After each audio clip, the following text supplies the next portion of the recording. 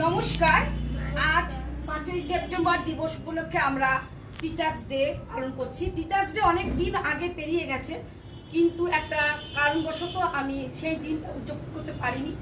তাই আজকে আমি সেই দিন উপলক্ষে ডক্টর সর্বপল্লী রাধাকৃষ্ণনের জন্মদিন হিসাবে আজকে আমার সমস্ত ছাত্রছাত্রীদের নিয়ে আমি এই প্রোগ্রামটা শুরু করতে যাচ্ছি। তাই আমি প্রথমে জনগণ আমাদের জাতীয় সঙ্গীত দিয়ে শুরু করতে চলেছি। জনগণ মন অধিনায়ক জয়